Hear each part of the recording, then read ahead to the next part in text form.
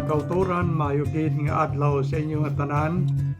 Sa sining itiyon, mag-updanay naman kita sa pagpamalandong sang pulong sang Ginoo.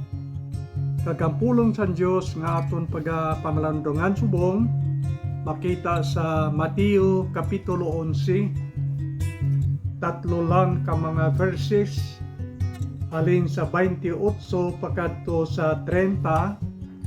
Kag ang pulong sa Dios naghambal sa subong sini, kari kamo sa akon, tanan kamo nga ginabudlayan kag ginabugatan, kag papahuwayon ko kamo. Itakod ang akon kuta sa inyo, kag magtuon kamo sa akon, kay ko malolo kag mapainubuson sing tagipusoon, kag makapahuway kamo. Ang akon guta mahapos, kag ang akon karga mamag-an.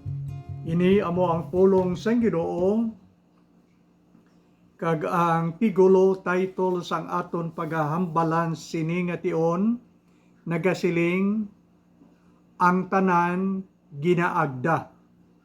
Kitang tanan ginaagda sang Dios nga magpalapit sa iya agon makapahuway sang dalagko nga kabug-atan sang aton mga kabuhi. Tanan kita nagakinahanglan sang pahuway, ang aton lawas ginakapoy, pero labaw sa tanan ang ginatan-aw kag ginatudlo sang Dios sa aton amo ang kapahuwayan sang aton mga sala nga ginapas-an sang aton kalag. Kagini nga bahin sang Bible aton paghambalan subong, kag ang una gid nga mga dinalan amo ang pulo nga nagasiling sa aton, kari kamo sa akon. Kari kamo sa akon. Isa ina ka invitasyon. Pero aton gid tanawon sing maayo ang pulo nga akon. Ginatawag kita sa Ginoo nga magpalapit sa iya. Kon kapahuwayan sang sala ang paghambalan, wala ang Bible nag-recommend sa kay bisan sino nga dapat naton dangpan agud nga makapahuway kita sang kabug-at sang aton mga sala, kundi si Kristo gid lang. Kung naton tun-an ang bilog ng Bible, sa New Testament, ang nakita nakon nga isa ka tawo nga dako gid ang iyang nahimo sang Dios no nga hilikoton, amo si San Pablo. Si San Pablo nagabalhin sa iban nga lugar nga nagapangwali. Nagasulat siya sang madamo nga bahin sang Bible sa New Testament, so damo gid iya ang nakontribute kag nahimo ni San Pablo kon pag-alagad sa Dios ang paghambalan. Pero wala gid nagahambal ang Bible sa aton nga nagasiling dangop kamo kay San Pablo agod nga patigayonon niya ang inyong kaluwasan kag iyang mapamag-an ang kabug-at sang sala nga ara sa inyo. Wala gid nagmeet lang nga madangop kita ni bisan sino nga tao agod nga mapatawad kag makapahuway kita sang kabug-at sang atong sala, kundi si Kristo gid lang. Amo ini ang dinalan nagasiling, kari kamo sa akon. Si Kristo ang naghambal sini, kag ginsulat lamang ni Mateo. Ang invitasyon nagasiling nga kay Kristo kita madangop, hindi sa iban nga tao kundi kay Kristo gid lang. Kari kamo sa akon.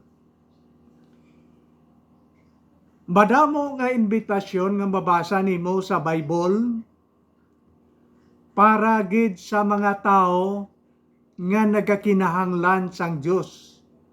Katulad nga ang Dios nagpreparar sang isa ka sinalo-salo, sang punsyon, o kung nagpreparar sang madamo nga pagkaon, kag ginaimbitar niya ang mga tao. Ini nga pagkaon ginatawag naton nga espirituhanon nga pagkaon.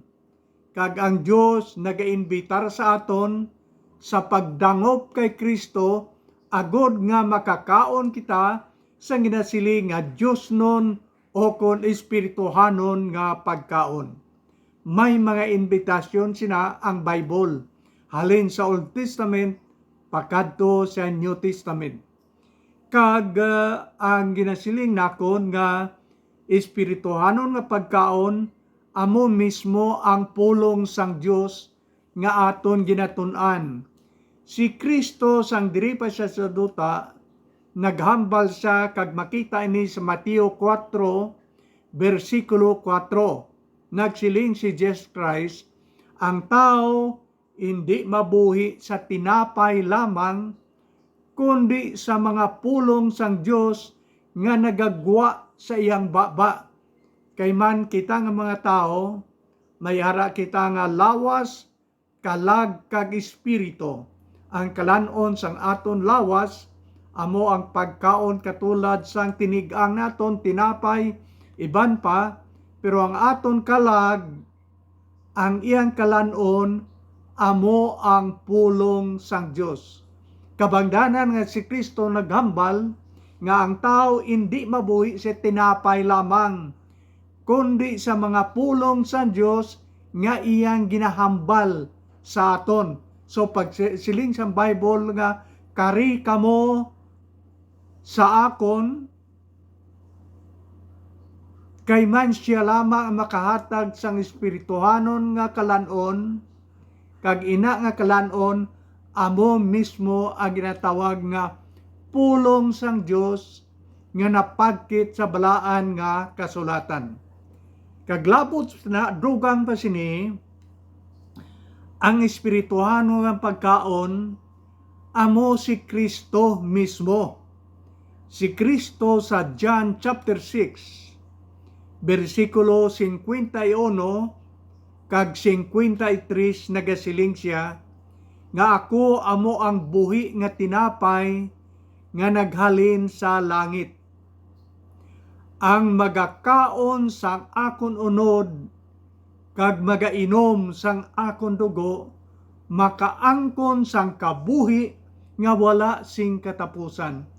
So kung tinapay sa aton kalag ang paghambalan, akon suliton ang pulong sang Dios, kag si Kristo mismo amo ang buhi nga tinapay nga nagkari sa sini nga kalibutan, kag nagsiling siya ang magakaon siya nga unod kag magainom siya ang dugo, makaangkon sang kabuhi nga wala sing katapusan. So si Kristo mismo amo ang aton tinapay nga buhi nga halin sa langit. Nagkari siya agod nga makahatag sa aton sang kaluwasan o kon kabuhi nga wala sing katapusan. Pero ang pulong nga kaon daw mabudlayan kita pag-intindi, pero magakadto kita sa iban nga porsyon sa Bible, si Kristo ya hindi naton makaon. Ang iya ginahambal diri nga kaon amo nga buksa naton ang aton kabuhi, magtuo kita sa iya kag batonon ta siya. Katulad nga ginkaon naton siya, ginbato naton siya, kag nagsiling ang Bible, kung kita magtuo kag magbaton kay Kristo, makaangkon kita sang kabuhi nga wala sing katapusan, kag magapakig-upod kita sa iya sa sinang langit nga ginaman para sa aton. So, ang aton himuon siningation, magdangop kita kay Kristo, kay nagasiling man siya, kari kamo sa akon siling ni Jesus. Kay siya amo ang buhi nga tinapay, kag siya amo ang buhi nga pulong sang Dios nga nagahatag sa aton sang kabuhi nga wala sing katapusan. Mayari pagid nga aton idugang sa pag-inbitar sang Ginoo. Ang invitasyon sang Dios makita man nimo sa Lucas kapitulo 14 halin sa 15 pakadto sa 24. Ini ang invitasyon isa ka parabola. Ang parabol bala paanggid. Amo ina ang istorya nga tama lang ka kumon diri sa duta pero may ara nga kahulugan didto sa langit. So, siling sang parabol, may isa ka tao nga nagpreparar sang punsyon. Sang naama ng tanan, naprepara na ang tanan, ginsugo niya ang iyang mga sulugoon nga nagasiling, kadtuan na yadtong mga ginainbitar, handa na ang pagkaon ready na, magkarin na sila, agod nga magkaon sang pagkaon sang punsyon nga ginpreparar sang isa ka tao. Pero aton tanaon anay kay ang parabol punsyon. Kung punsyon gani ang paghahambalan, wala ina iya sing bayad. Wala sing tao nga magpreparar punsyon kag ang magakadto da kag magkaon sukto niya sang bayad. Ang punsyon wala sing bayad. Ang punsyon diri nga ginahambalan amo ang punsyon sang kaluwasan nga ginaman ni Ginoong Jesucristo. Kagangyang mga sulugoon ginsugo niya na pagkadtuon na diri ang tanan nga mga gininbitar. Ang nagainbitar amo ang manluluwas mismo nga si Ginoong Hesus nga nagpreparar sang punsyon sang kaluwasan. Pero ang mga gininbitar nagpamalibad. Ang una nga gininbitar nagsiling, sorry lang, hindi ako makakadto sa punsyon, kay bag-o lang ako kabakal sang duta, akon anay tan-aon kung maayo man nga duta ang akon nabakal. Ang ikadua nga gininbitar nagbalibad man. Siliya, hindi lang ako anay maka-attend sa among nga punsyon, kay bag-o lang ako kabakal sang 5 ka pares nga baka. So, ngaton pa, 10 ka bilog. Kay i-times stone mo ang 5 na 10. Kay siling niya tanaw na kun anay ang baka nga nabakal ko, kung maayo man sila i-arado. Inog arado gali atong nabakal niya nga baka. Ikatatlo nga inimbitar nagbaliban man. Siling sing katatlo, hindi lang ako anay makakadto sa punsyon. Kay bag-o lang ako kapangasawa. In love siguro siya sa asawa niya. Hindi niya mabiyaan. Nagbalibad siya. Pero tanaw naton ang tatlo kabalibad. Kung magbakal ka dota, tanawon mo anay kag isa baklon. Ang iya baliskad. Ginbakal niya anay kag isa tanawon. Amo man ang nagbakal baka. Ginbakal niya anay baka kag isa tanawon. Mga utod, nagatudlo ini sa aton, nga bisan anong balibad mo, kung kaluwasan ang paghahambalan, nga ginainbitar kita sa Ginoo, nga magdangop sa iya agud maluwas kita, kung ano man nga balibad ang imo ginabalibad, hindi ina insakto sa Ginoo. Baliskad ina, dapat nga unahon nimo anay ang Dios. Amo ina ang nasiling sa Bible. Pangitaan ninyo anay ang ginharian sang Dios. Ang iban nga mga butang igadugang igahatag lamang sang Dios sa inyo. Ila iya balibad ginuna ning duta, tanaw ginuna ang baka, ginuna niyang iasawa, balibad nga hindi mabaton sang Ginoo kon kaluwasan ang paghahambalan. So kita ginainbitar sang Dios, pero at hagon naton ini nga nagasiling siya, kari kamo sa akon, hindi kamo magkadto ni bisan sino nga dangpan ninyo kun kaluwasan sang kalag ang imo kag akon pagahambalan. Then ini nga pulong magpanalop gid sa aton nga dapat si Kristo gid lang ang aton dagpan, kay man wala na sing iban nga manuluwas nga ginpadala sang Amay diri sa dota diin kita makaangkon sang kaluwasan sang aton mga kalag. Kagano pagid ang sugpon dire siling sa bersikulo 28 amoy ni, kari kamo tanan sa akon, tanan kamo.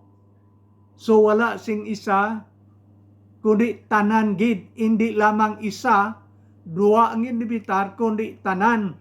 Kung sa aton pa nagahambal ini nga si Kristo gid lamang ang bugto nga manuluwas sa bilog nga kalibutan.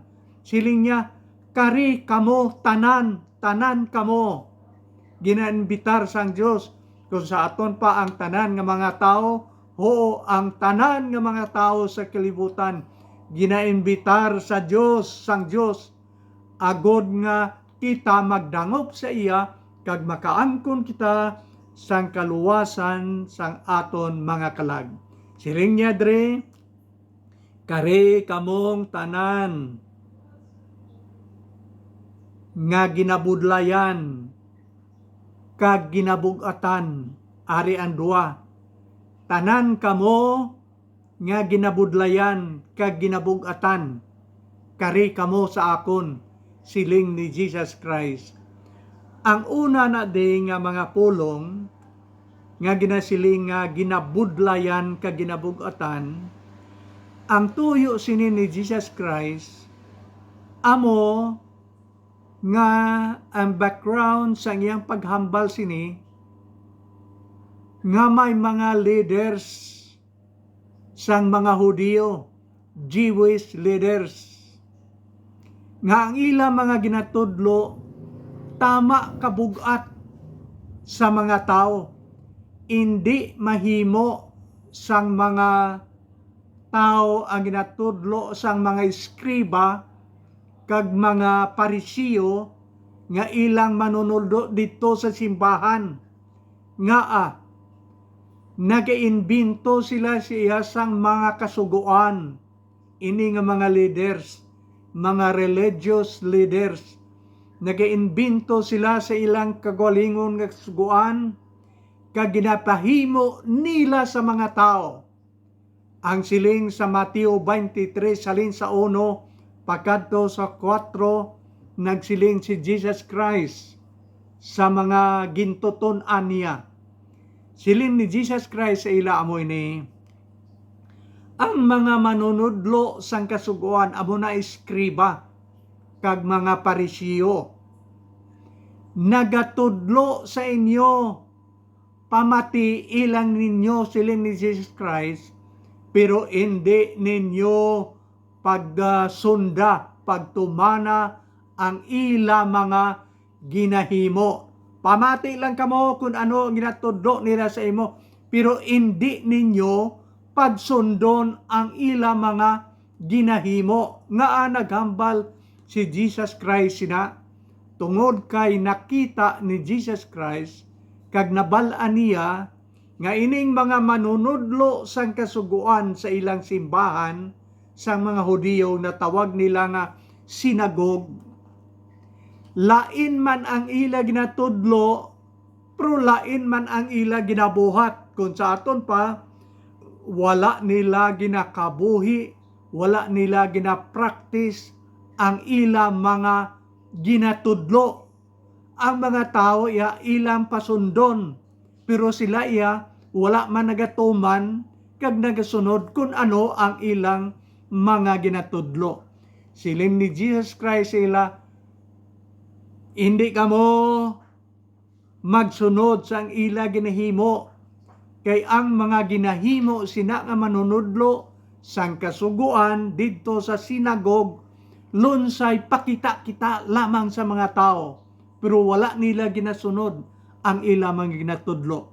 Amo ini ang siling ni Kristo, kari kamo sa akon, kamo nga ginabudlayan kag ginabugatan, kay man ginabugatan na sila kag ginabudlayan sila, sang mga ginapahimo sang ila religious leaders nga nagapabugat sa ila nga wala sing labot sa kaluwasan sang ila mga kalag. So silin ni Kristo, kari kamo sa akon, kay nga akon iaguta sila mahapos nga sundon ang ila iya mabugat nga ginapakarga sa inyo nga sila gani iya wala man nagahimo kung ano ang ginapahimo nila sa mga tao. Amo ning rason nga nagsiling si Kristo nga kabri kamo sa akon, kagiktakod ang akon guta sa inyo, kaya ang akon karga mamag-an, hindi parehas ang ginapahimo sang mga religious leaders nga tama kabugat sang ila ginapahimo sa mga tao. Sa sini nga kalibutan, siling sang Bible, may ara kita nga madamo nga mga palaligban. In fact, si Kristo mismo nagahambal siya. Siling niya, sa sini nga kalibutan, may badamo kamo nga lantoson. Pero siling niya, magpakabakod kamo, gindaog ko na ang kalibutan. Kag siling ni Kristo, diri iya sa akon, may paghidait kamo. Nabalad din ni Kristo nga diri sa dota, madamo kita sang mga palaligban. Amo ini nga nagsiling siya, kari kamo sa akon, kamo nga ginabudlayan, kag ginabugatan, magdangop kita kay Kristo. Then, ang pinakabugat nga kulan nga ginapasan sang tao, amo ang sala. Amo na ang pinakabugat nga nakita ni Kristo sa aton.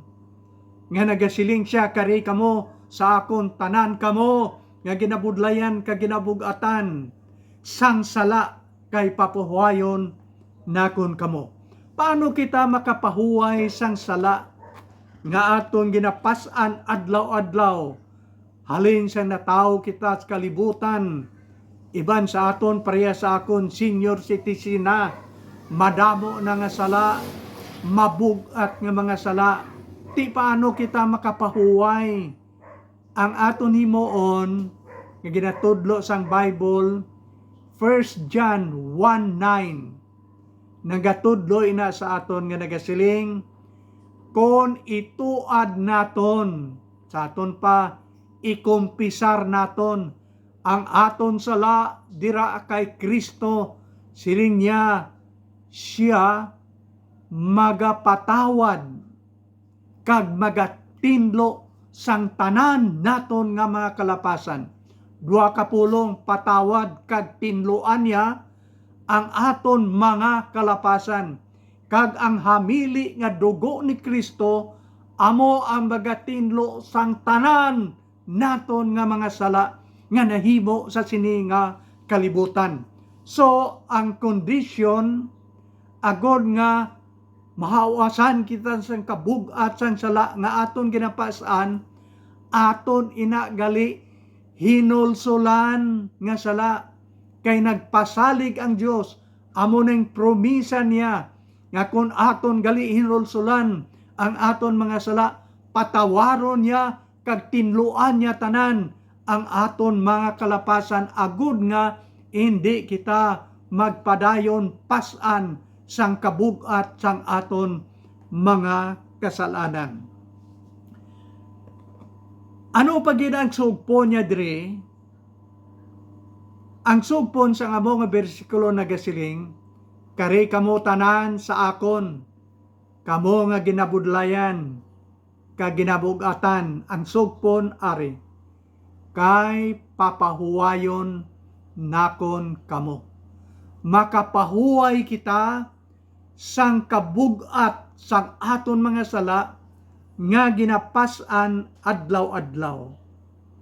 Ari ang espirituhanon nga pagpahuway sang aton sala. Domdomon naton nga si Kristo amo ang manugpasan sang aton sala. Sin bearer si Jesus Christ.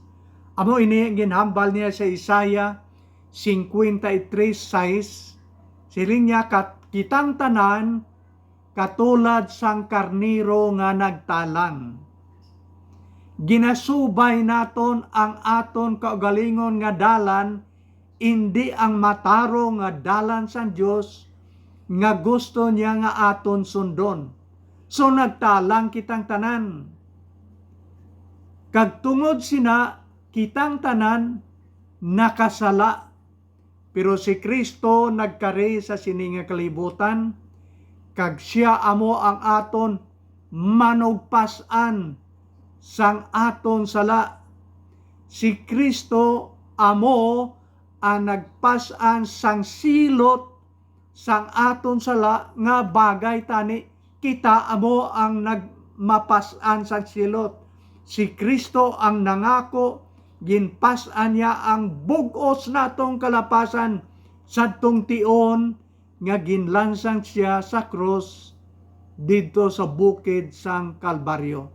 So siya ang manugpasan naton. Ginpasan ni Kristo ang kabugat sang aton sala. Siya ang aton sin bearer, manugpasan. So nagkari siya, nagsiling siya sa aton, kari kamo sa akon, kamo nga ginabudlayan sang kabugat sang inyo sala, kay pasano nakon ina, kag makapahuway kamo sa kabugat sang sala sa inyo nga kabuhi. May isa ka istorya, nanungod sang isa ka driver, may salakyan siya ginatawag nga pick-up. Ang pick-up na open na ang buli niya may bulutangan karga. Ini nga tao may uma.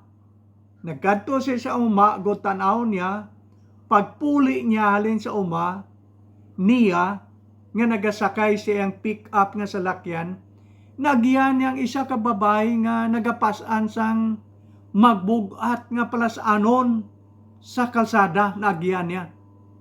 Then ginpaparahan niya kaginsanan nga, Mrs., sakay ka di sa akon nga pick up. So nagsaka man ang babae, pagabot niya dito sa ibabaw sang salakyan, nagdrive ang amo nga driver, gintanaw niya sa salaming siyang salakyan kung nagaano ang babae to sa likod. Nakita sang driver nga tag-iya sang pick up, nga nagapungko tuod tong babae, pero ginapasan niya man gyapon ang iyang palasanon. Nagapungko sa pick-up kag nagapasan. Ginpapundo sang driver ang iyang salakyan. Kag ginsingganan niya ang babae, Mrs., itungtong ang imong isa kasako ginapasan sa pick-up. Kay ikaw kag ang imo karga kaya sang akon pick up nga dalhon.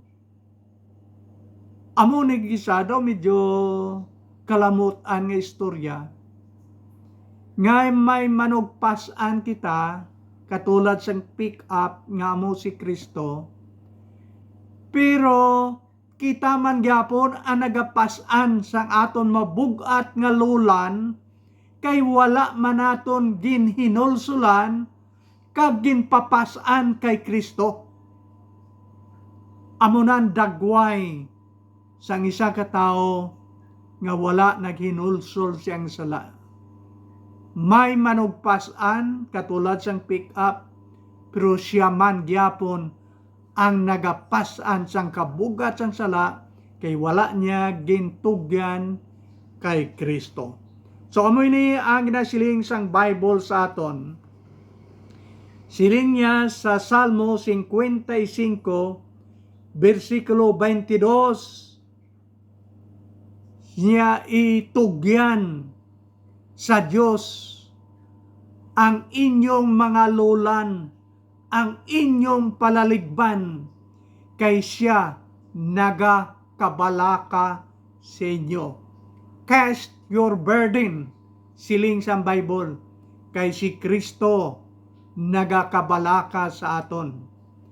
Nagakaluoy siya nga nagatanaw sa aton, nga nagabarikutot sang pasan, sang problema, sang sala sa sininga kalibutan, kag siya nagapanginbitar sa aton nga nagasiling, kari kamo sa akon, kamong tanan nga ginabudlayan kag ginabugatan tungod sang lulan nga badamo nga inyong ginapasan, kay siling ni Kristo, kay papahuwayon nakon kamo. Kag amoy niya ang Dios naton, ang aton manluluwas. Si Kristo dako gid ang iyang kabalaka, paghigugma sa aton, nga siya gid iya gusto nga kita makaangkon sang kaluwasan sang aton mga kalag. Siling sang Bible, si Kristo nagkari sa sining kalibutan sa pagpangita kag sa pagluwas sang mga makasasala, sang mga nadula katulad sang karnero. Siya nagkari sa pagpangita kag pagluwas sa aton. Dako gid ang iyang kahangawa, kabalaka sa aton nga mga tao. Nahigugma siya kag buot siya magluwas sa tanan nga mga tao nga buot magdangop sa iya. Sa tanan nga mga tao nga gusto makaangkon sang kaluwasan sang ila mga kabuhi. May isa ka tion nga si Kristo nagkadto sa Jerusalem, sadtong diri pa siya sa dota. Ang Jerusalem amo na ang ilang nga siyudad sang mga Hudiyo tungod kay kaliwat man siya, kay ang parents si Joseph kag si Mary, mga Hudiyo man o kung Israelinhon, de nagkadto siya to sa ilang siyudad.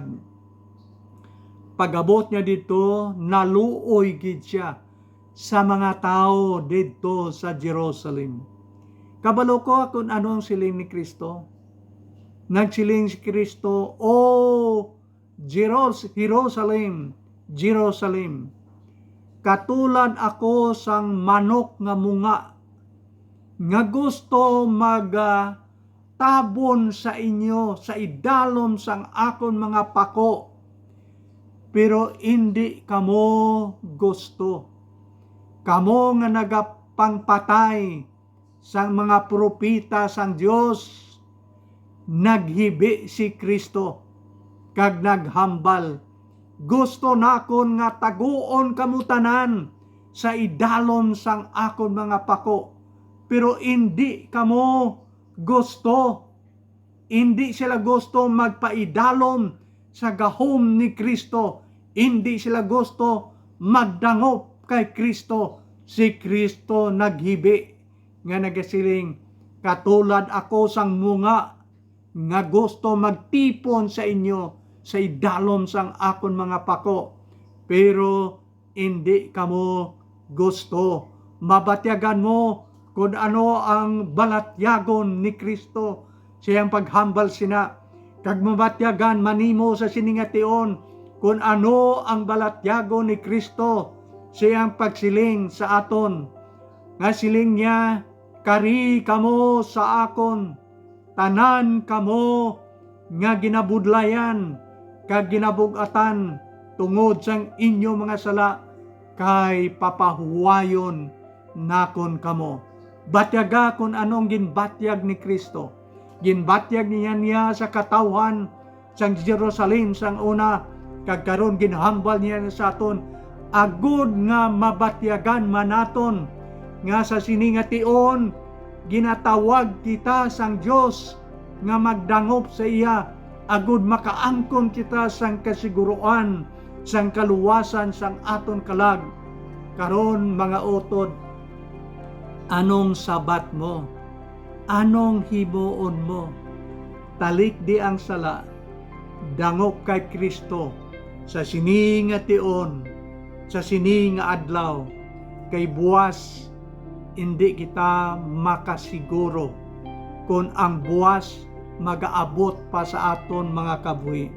Dumduma nga ang Bible nang isiling, "Gintalana na nga daan, nga ang tao mapatay, makaisagid lang, kag sa tapos sina, pagahukman siya sang Diyos. It is appointed unto man once to die, and after that, the judgment." Karon amo ang tion sang kaluwasan. Isurinder ang bugos mga kabuhi dira kay Kristo. Kay siya lamang amo ang makahatag sa aton sang kapahuwayan sang aton mga sala, pagpatawad sang aton mga sala, kag makahatag sang kaluwasan sang aton mga kabuhi. Mga kautoran, madamong salamat. Kabay nga ang Dios sa magapadayon gid sa pagtipig sang aton mga kabuhi karon kag bisan tubtob sa walay katapusan.